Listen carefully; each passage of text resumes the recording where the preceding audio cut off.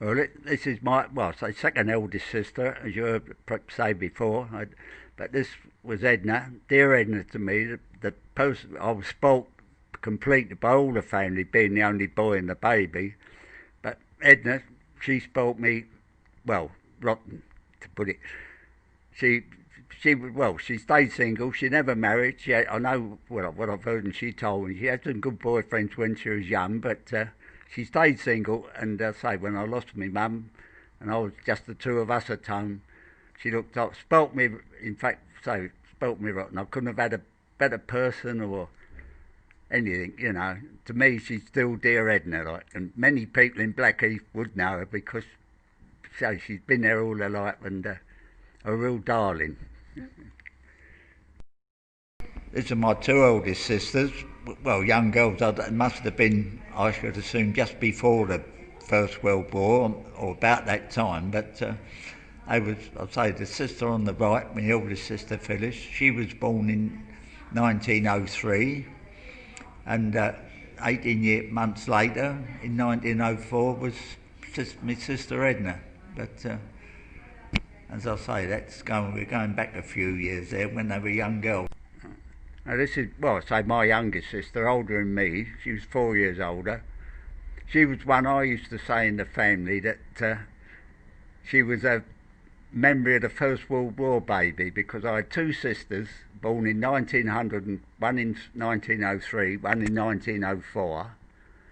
And then my sister was born in July, 22nd of July, 1919, which if you verified all back, I'm sure that my parents were enjoying or celebrating the armistice in November 1914, which was just 9 months before.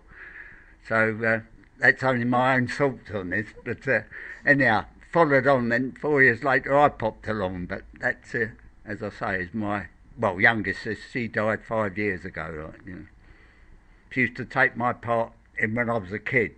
If the other schoolboys are that, she'd always come out and sort them out and fight them on that one. But as you notice, how like the hairstyle and that is of the, when we were talking of the Jubilee time on it, that was the sort of hairstyle that, well, women had more. But yeah, she was very close. Well, with all our family, I was a very lucky person. I had fantastic parents, marvellous parents. We had no material things, but love, family love. I was a very lucky boy. And with my sister, I say, until she died, we were very close. This is a photo of my sister Phyllis in her younger days, my oldest sister. She had a good job. She done well. She had a good job in the city, and so she was the one with a few bob in the family, and she was able to afford holidays and go. I think that was down at Broadstairs or that where she used to go for holidays. Yeah. This is just a photo of my youngest sister when she got married in 1947 at St John's Church, the other side of Blackheath, near the Standard, near where I live.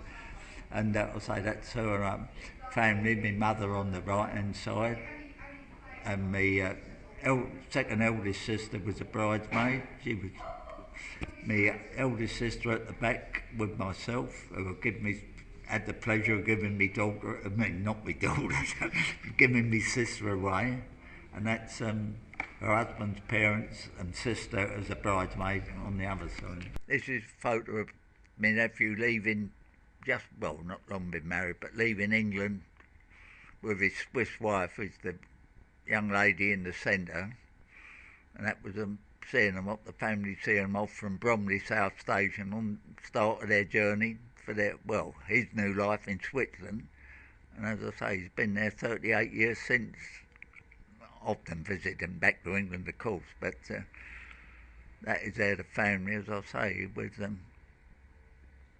just wishing him farewell, or wishing them farewell.